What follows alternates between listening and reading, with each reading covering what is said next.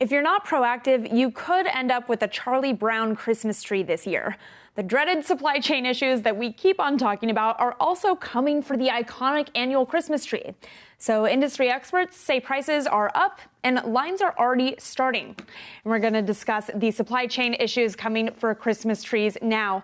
Mac, welcome to Quicktake. Tell me how customers are doing so far. Does it seem like they've gotten the hint on the supply chain issues? Are you already seeing more orders than you have in previous years from proactive consumers?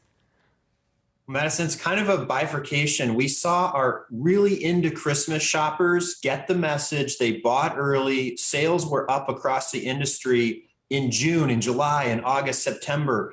But now that we've gotten into the core, kind of our Super Bowl of sales for Christmas decor, we've actually seen it slow down a little bit. So kind of the casual decorator, I'm not sure they're aware of the shortages and the increased prices and the challenges. So we're going to see how it goes. We got 20 days left of peak decor shopping season. So just a quick fact check. People are buying Christmas trees in June, is what you're telling me. Oh, yes. Christmas in July is the big one. I know that's hard to believe, but if you are a super hardcore Christmas decorator, it starts in June, July, and then it just keeps getting busier every day. I had no idea until I got into the Christmas space. I think I was on the casual side originally, but it is a thing. And we actually saw, like last year as an example, in COVID, man, in June, it really started to tick up. And so we see that every year. But this year it was really up. And then in the last few weeks, it's just been a little slow. I think many of us aren't thinking about Christmas yet. Right. I mean, it's also been so warm out. I feel like I haven't thought about Christmas much at all, which also brings me to the topic of climate change. I'm curious to what extent the impact on real Christmas trees might come into play with your consumer base. You mainly do artificial trees, if I understand correctly. Do you think that you'll see more interest because of climate change's impact on the availability of real Christmas trees? Well, at the end of the day, I think consumers should feel great about having either type of Christmas tree. And from my perspective, not only do we sell artificial Christmas trees, but we sell all the Christmas tree trimmings at Balsalm Hill. So ornaments, tree skirts, all those kinds of things. So we love both kinds. What I think is a real challenge for the Christmas tree farmers isn't necessarily this year with some of the impacts of climate change that we're seeing, as well as these fires on the West Coast.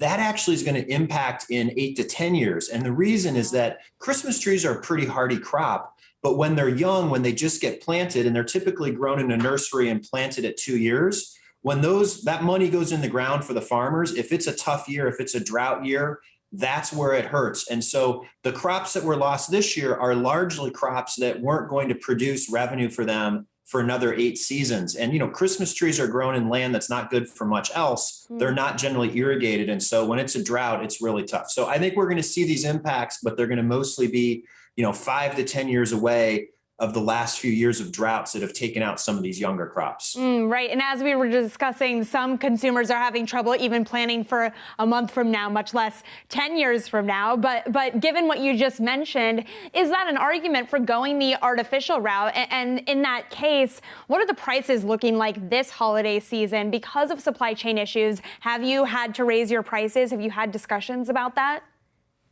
We have had to raise our prices. The main issue that we've raised prices is due to the supply chain crunch with ocean shipping. We're paying $40 million extra as a company to bring our product in this year in both ocean shipping rates and in fines. So we've had to pass some of that on to the consumer. We hate to do that, but we also have to, we're a business, we have to stay in business. That said, though, if you think about an artificial tree, the average artificial tree is used for 10 years. And then actually after that, it tends to be passed on to someone else. And so these trees are a great investment. And so I think that when consumers come down to it, they say some of the certainties in life are death and taxes. Well, Christmas is a certainty also for people who celebrate it. And so when consumers are looking at making that investment, I think even with the slightly increased prices, it's still, or significantly increased prices, it's still a great investment because you're going to amortize that over 10 years. And, that said, though, I think that the reason that most consumers, and it's 80% now of American households that celebrate Christmas with Christmas trees, have an artificial tree. I know that seems like a really high number. I think the reason it's so high is not only because it's a great investment, but also because of the convenience. The big thing being they're pre-lit. You can keep them up in your home longer. We Sure. tend to celebrate Christmas now. We set the trees up before Thanksgiving or this Thanksgiving weekend. We take them down after New Year's. And that's a really long time to leave a live tree in your home. And so I think that's what's been driving artificial trees. But I do think that this, the increased prices hopefully are still justified to the consumer because they know they're going to get many seasons of enjoyment out of that tree. Yeah. Something that makes me feel potentially less likely to go the artificial route is that I live in New York City in a tiny apartment. I don't necessarily have anywhere to store an artificial tree except for under my bed, which is where I put all of my shoes. So that space is already, that real estate is occupied by a really important product already. But I'm curious, do you think that the kind of flight we've seen of people moving out of big cities might impact your business at all as well? Do you see people, potentially the bankers who all moved down to Austin, Texas, getting their first artificial tree perhaps this holiday season? Well, it's funny. First of all, we have a tree for you. We have a flat back tree, which is a tree that's cut in half this way, and you can put it up against the wall. It's kind of an optical illusion, and you might be able to slide it under the bed if you could possibly part with some of the shoes. Okay, But that's our good to Manhattan know. flat back tree just for you. But no, you're absolutely right. We expected demand to be really high this year for trees for two reasons. One, we couldn't fulfill all the demand we had last year. So we were hoping that carried over. And then two, who doesn't know someone that's moved to the suburbs or moved somewhere with more space? So we're thinking a lot of people are going to buy bigger trees this year. They're going to go from a 6-foot tree to a 7-foot tree or a 7.5-foot tree to a 12-foot tree in Austin, Texas.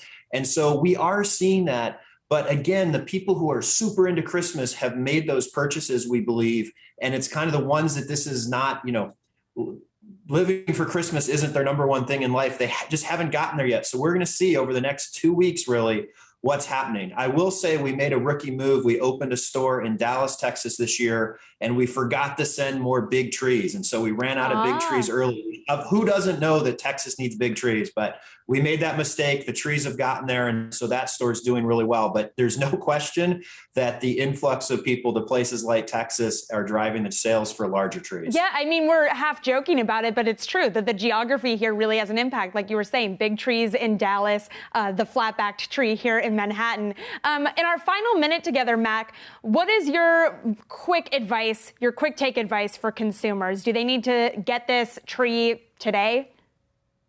I think for any holiday decor that you're looking for, it's time to shop. And the reason is we're waiting every day. We have 10 more, 20 more containers coming in with products we really want.